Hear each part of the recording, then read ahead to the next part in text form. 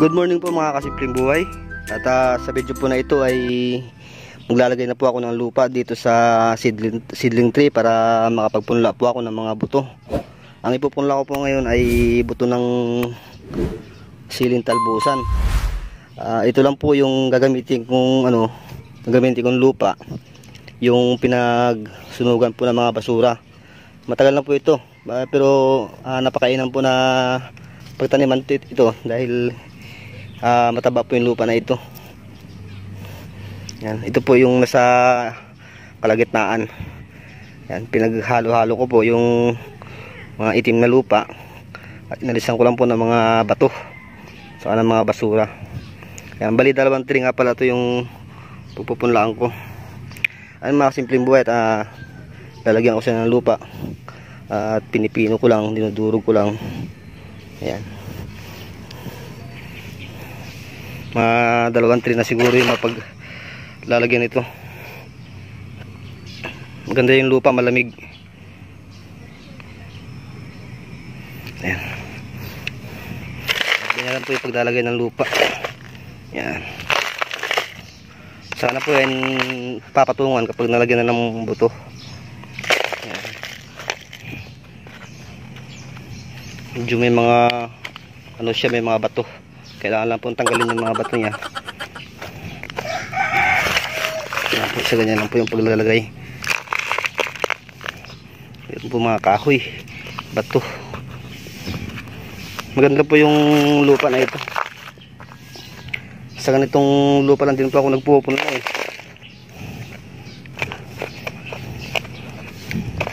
Ayan.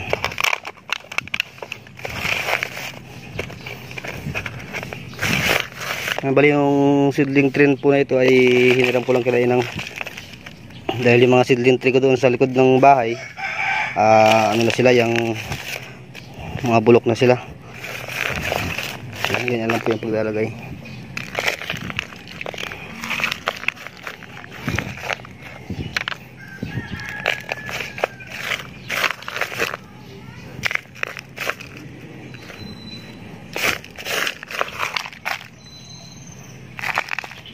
Hanggang sa mapuno lang po yung butas na yan. Tapos mamaya pwede na po siyang punlaan. Ay, may bato. Ayan.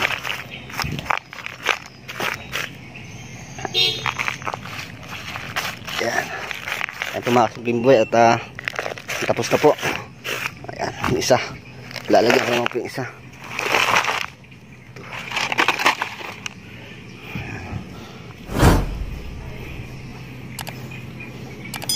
Ganoon din po mga buhay yan. Pipilian lang din po ng mga bato.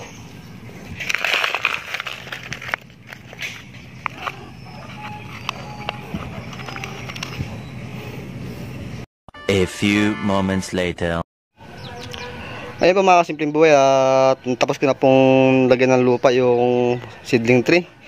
Ayan po yung gagamitin ko pong butas para lalagyan po ng buto. Ito po yung ballpen. Ayan, para hindi po siya kumakapit dito sa ballpen yung lupa, para pag nagbutas po kayo maganda. Ayan, maganda po yung pagbutas sa lupa. Ayan, kung makikita nyo po, hindi siya kumakapit sa ballpen yung lupa. Ay mga simpleng buhay, at mamaya po ito pagkita ko po sa inyo. Bubutasan ko lang po ito. Ayan.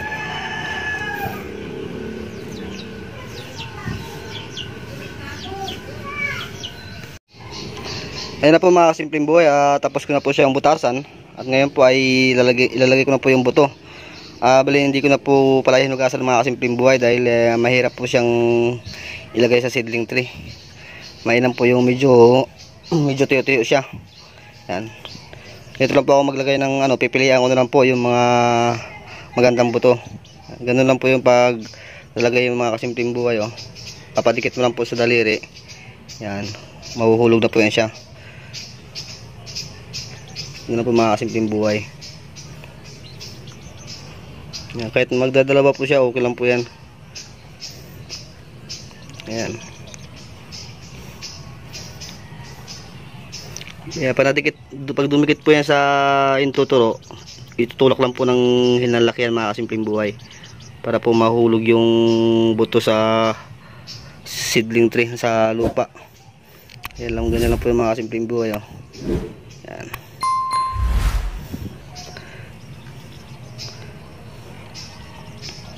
Kaya mamaya mga kasimpleng buhay, pagkatapos kung ilagay yung buto,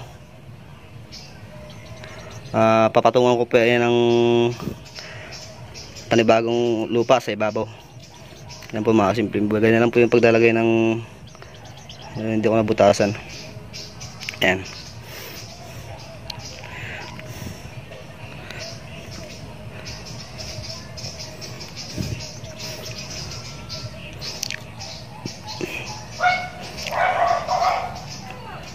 Ganyan lang po kadali yung paglagay ng buto sa seedling tree, pagpunla. Yan. Kung nakikita nyo po yung mga sa nursery, yung mga nagpupunla, mabibilis po silang maglagay ng buto sa meron po silang nilalagay sa daliri na pang padikit sa sa buto. Tubig lang po din po yung ginagamit nila. Sausaw nila, yung tuturo nila bago dadampot ng buto. Yun, lalagay na nila sa dito po hindi mo po pwedeng gamitin yung laway mo dahil maanghang po ito. Yung mga simpleng buhay, ganun lang po kasimple. Hindi po talaga maiwasan niya, minsan may dalawang sumasabit, pero okay lang po yan. Dalawa, isa, pwede na po yan siya. Huwag lang yung marami. Yan. Yan po mga simpleng buhay, makikita naman po yung buto na talagang tutubo.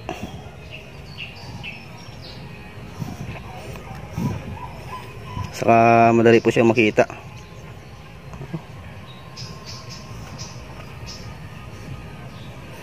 Yan. Kailangan ko po kumuha ng tubig para dutdutan. Yan. Meron pa po ako hindi na taniman. Lagyan ng buto. Ito. Meron na po. Ay mga simpleng buhay, ganyan lang po kasimple talaga. Yan. Bali 2 trip po ito yung mapagpupunlaan ko ngayon. Update ko na lang po kayo sa next video kapag tumubo na po yung buto na to. Yan. Mabilis lang naman po siyang punla. Intat na siya.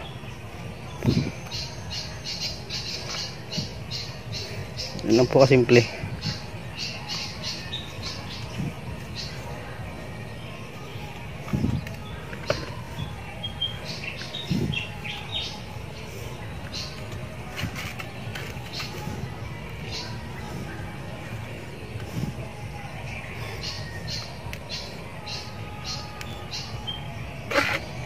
Ito po yung buto na to, talagang tutubo po ito dahil maganda po yung kanyang buto.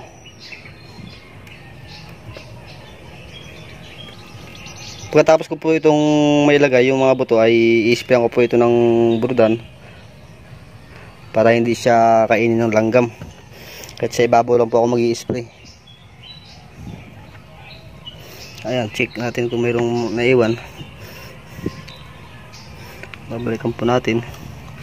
Ayan, nalagyan naman po yung gawi na to.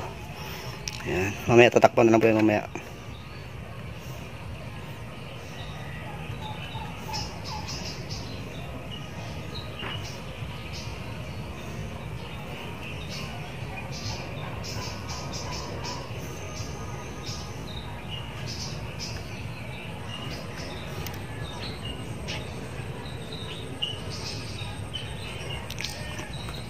Ayan po mga simpleng buhay, at tatapusin ko lang po ito at hanggang dito lang po yung aking video.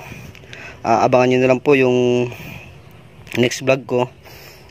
tungkol dito at papakita ko po sa inyo kung ano na po siya, kung buhay na po.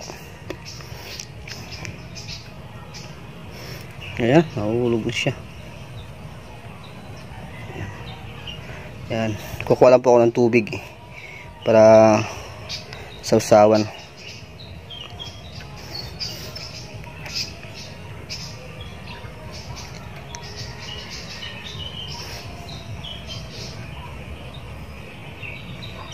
Ang ganyan lang po kabilis mga kasimpleng buhay.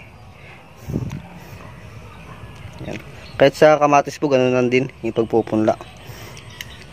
Kamatis, talong.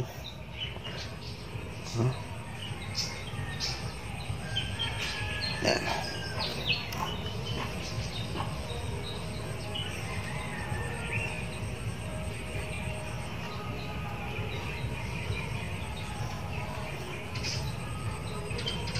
Ay mga simpleng buhat, maraming salamat po sa inyo at sana isuportahan niyo pa yung aking YouTube channel.